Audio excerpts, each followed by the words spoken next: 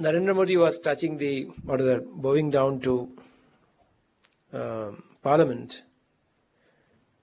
that shows the sanctity of the workplace.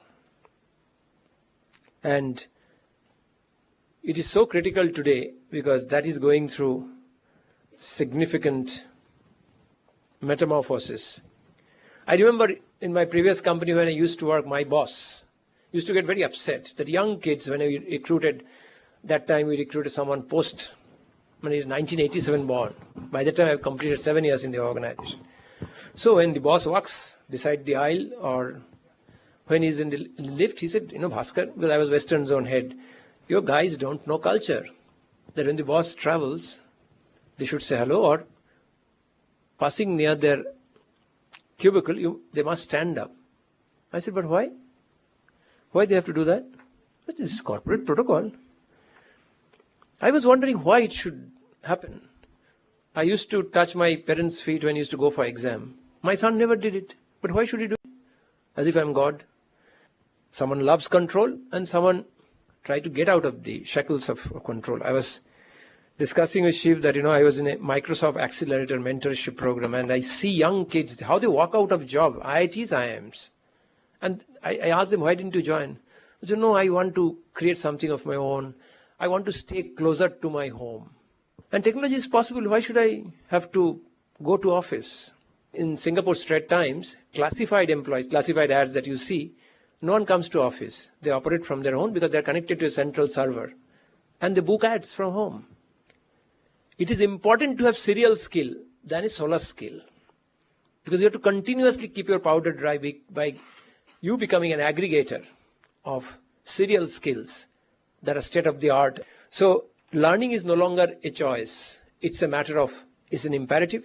The knowledge has become more fluid than crystallized when you walk and then learn, walk and then learn. So the fluidity of knowledge acquisition creates a different kind of mindset where forgetting is a better skill than remembering. Because when you remember, you are in deep trouble. Where perhaps acquisition of degrees is a problem because your knowledge becomes roadblock to learning. So these are the contradictory trends in the ecosystem, makes the whole concept of workplace 2020. These are the questions that constantly come in my own job, and I debate with my colleagues that how do you manage in an incumbent body, an insurgent mind? How do you remain a perpetual follower or a challenger as opposed to a leader in the business? These are all mindset issues which creates accordingly different levels of process engagement in the organization. Thank you so much. I think the idea for starting a discussion around this, I couldn't have asked for a better start. And I think to do the best justice, we have Mr. D. Shivakumar, Chairman and CEO, India Region for PepsiCo, for the keynote address. May I request you? Thank you for those kind words. If you look at the history of companies over the last 200 years, there are two reasons why companies fail. Number one, arrogant leadership. And number two, ability or inability to learn and unlearn. Learning needs to be an absolute part and parcel if somebody needs to progress individually or a team needs to be better at a capability. What makes a winning workplace? What makes a losing workplace? People come to work for three reasons. One is the purpose of the company. Two is the culture around the place. Third is good colleagues who help me progress. The next is positive leadership. So when I talk of leadership, I'm talking about the top 10% of leaders in your company and not just the CEO. And finally, what unites a workplace, funnily enough, is winning. A winning company always is more of a united company. What will change in the workplace over the next 7 years? We've never had a challenge of trying to integrate 3 generations with technology and outlook in India. It will happen this decade. Second, we'll have significantly more number of women at work. The number of women in the workplace will double this decade. What happens to the male ego then? Not easy. What happens to policies then? Third, you'll have a very young workforce. India will get younger, more educated and richer this decade. What will challenge the workplace over the next 7 years? I think stakeholder expectations. The number of stakeholders has multiplied every year almost. You have too many stakeholders to satisfy today. Okay? And that will be a challenge. There are many things which will unite a company. Leadership for one, winning for the other. Learning by all means. Equally, there are many things which will divide a company.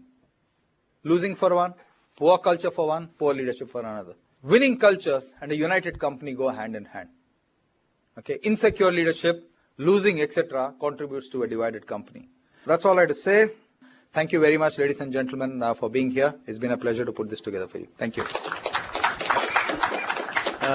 Any thoughts you want to share, you want to ask? Is there a magical formula to motivate people? The culture of the place safe to talk. Okay, that's very, very important if you want to motivate people. Is there a high degree of trust amongst people? And third and most important, what is the company or the team or the boss's attitude to failure? Okay, if those three are in the right direction, you get much more motivation. When we talk of culture, one of the largest, or I would say the single biggest issue that I see typically in a workplace is lack of ownership. So do you have any thoughts in terms of how that could be dealt with, and what is the company should do to drive that? In a company, if you see accountability as a green word, you'll find a lot more ownership and closure. When people see accountability as a red word, then there'll be a lot of finger pointing, passing the buck, covering your backside. All those behaviors will come to the table. Okay, so it's the tone of leadership at the top to say, how do you ask for accountability? If you threaten people on accountability, it'll be a red word. Okay, you have to cajole people and virtually get them. Accountability has to be far more collective. Because individual accountability is very easy to drive. Because you put the carrot and you say, I'll promote you, I'll give this, etc. Very easy to drive. The challenge is team accountability is the more difficult one in our culture. What are some of your experiences or methods that you recommend to create strong positive symbols in organization to make it, move in a positive direction? The first symbolism you need to put at the table is great talent must mean great performance. You should never give great talent a holiday on performance. If somebody is a high potential, he better have higher than average returns on performance. Set that simple benchmark and you'll see a difference in the way people work. In spite of having so much of talent, best leaders, why we are just 8 to 9 companies in Fortune 500? So what is fundamentally wrong in the way we have our culture in most of the Indian companies? Quite often we underestimate the role of luck and God, I say. Everyone talks about, books have come out, treatises have been written about what Google did right. But as if when Google did it, Google knew it. But after that you theorize. Then you try to copy Google. It doesn't happen because Google has become the best practice. Google followed next practice. So the next organization have to go for next practice, whether in people, whether in business process, innovation, everything. So Fortune 500 companies are a culmination of a constellation of capabilities. If you look at it every decade, every moment, if you look at even the whole the phone business, mobile phone business, 5 decades, 3 decades, 5 leaders. Why it happens is because of the fact that we become so enamored with success, we stop. Then you become a defensive player. You are no longer offensive when you start the journey. Nokia once did that, sold all its companies, became big player, and now suddenly Nokia has become a butt of joke, or for that matter, suddenly BlackBerry become, for a change, will be used as a fruit. Why today companies are facing a huge problem is because of the fact that first time, thanks to technology, ubiquitous technology, pace of change, and of course, a globalized workplace, first time business cycles and consumer cultural cycles are clashing.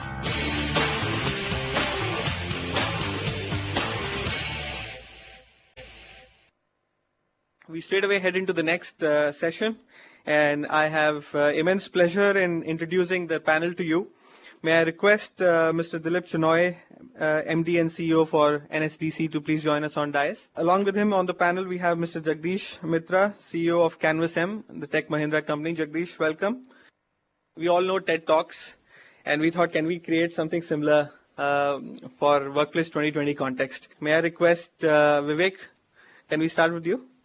One of the things I say is that people who were born after the internet came to India, at least in 96, 97, 98, are the people when they come into mainstream and start buying is when it will boom. there's a very much difference which has changed from a very straight-jacketed kind of organization. You would find in your offices, and there's nothing new that I can say because we are living this life. And I think we'll live this life for next 5 years, and 2020 will not be different, obviously incrementally different. Whole society is shifting into the areas of gray. So I think that's not going to be, your organization is not going to have a dichotomy with what's happening in the society. The morality, the whole thing about morality, everything. Organization. Most people will get employed in organizations which are not looking at 10, 20, 30% growth. We've been growing 3x every year, and that's not on a small base. Is there a mathematics that I can tell someone that you do this, you do that? Until unless I democratize the effort being put by them, there is no way a solution can be found. I think one basic change that is happening today is that people want to first add value to themselves and then they add value to the organization. The hiring mechanisms obviously has changed. There is a formal background checks which are easily available. So there's no way that people can actually fib about what's happening to them. And there is a lot of creativity that goes around. There is a lot of things that you allow people to do. It's not because that's what they want. It's that has to be done in that manner because ultimately at the end of the day everything is a circle. These guys are your consumers. These guys are also creating value. If you do something which is contra to them as an organization, then you are doing something that will be contra to your consumer. And if you do something contra to your consumer, it's going to visit you soon. So that's all that I wanted to say. Sometimes the pace of change is so fast, we don't realize when we look back in 1990 or in 2000 or whatever, how far we've come, right? And things have changed and we become norm of that change. To me, I think you cannot take an organization or a workplace away from the key aspects that define what is around us. Three aspects, primarily the individuals, the society, and the organization. All three have different characteristics. And I think if you break that workplace of 2020 into three of these characteristics, you will know what will actually impact the individual and how we work together. To me, I think, work with pleasure has to completely blend together as we go into the future. People will be very much more experimental in the sense that the whole Google culture, I think, has taught us that what we want to do may not always be successful, but there is no harm in trying. So the whole entrepreneurial culture, the ability for people to be able to take risks and so will continue to increase. And I think by 2020, definitely the measurement of productivity will not be based on anything related to hours spent or any such task-oriented measurement. Thank you so much, Jagdish. Can I now request Dilip to please share his thoughts? Thank you for having me here, and it's a pleasure to be with all of you. So let me talk about the first thing, which I believe is globalization. And I believe companies in India or anywhere in the world are getting more impacted by globalization. The way we actually interact and talk to our people will get influenced by, things and changes happening around the world.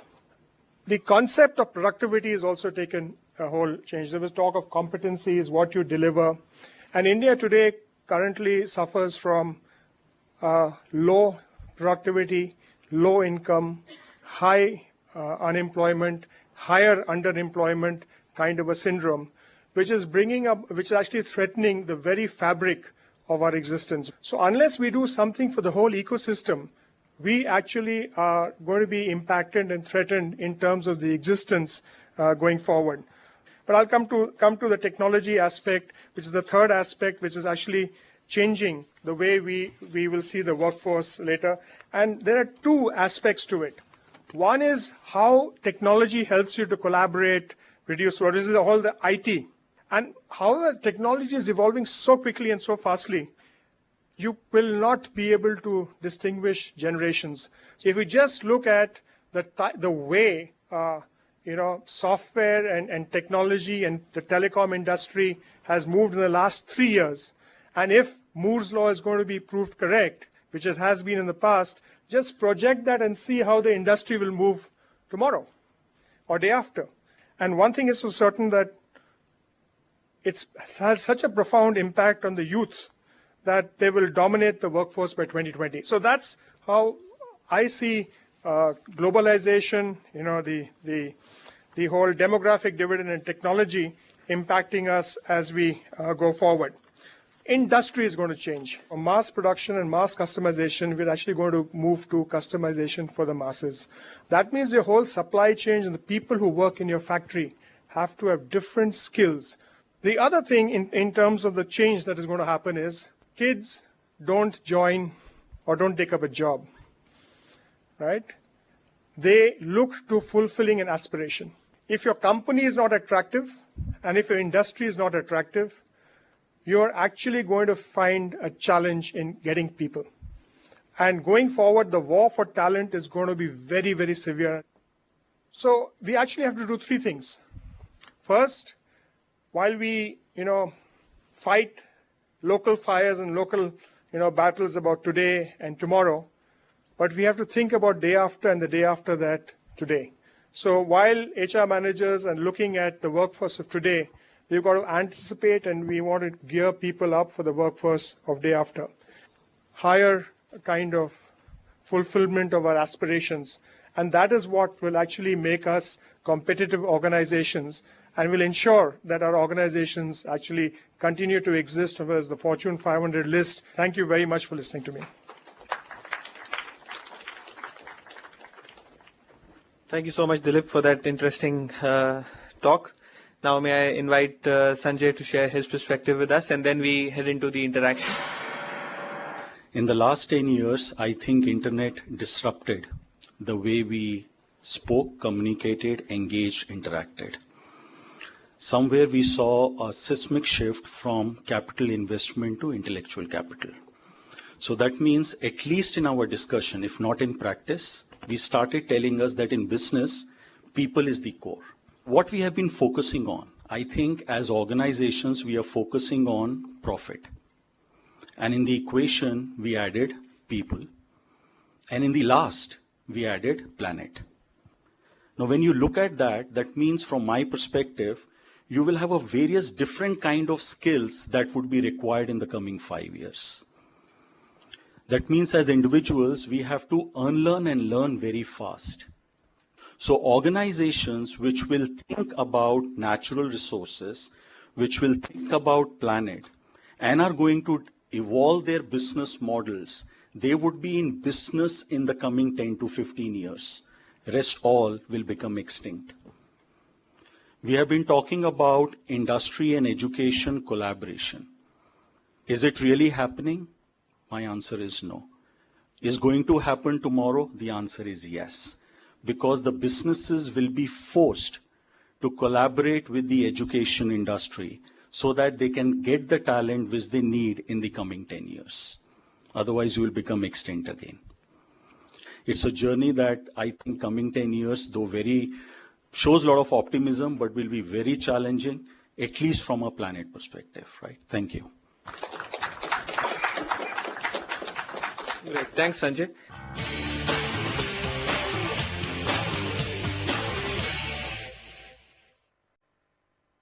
So we are open for the interaction. Now you can ask them the questions. One part is really the technical skills, which I think is more in terms of, the degrees that we talk about. And then there are the soft skills, which actually is not a degree, but it is a skill that you develop.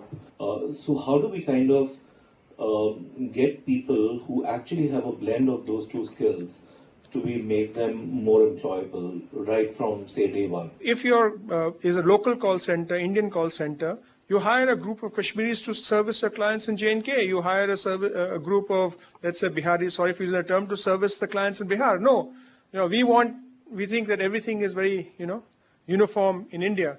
So it's a two-way situation. If you go to training providers who are providing you with BPO operators and say, can you do this for us, rather than teach soft skills, and this is the competency that we want, they'll do it for you.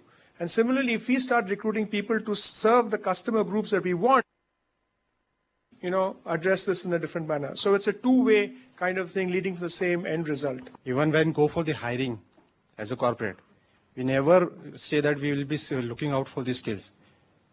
Our minimum criteria is to be looking out for MBAs.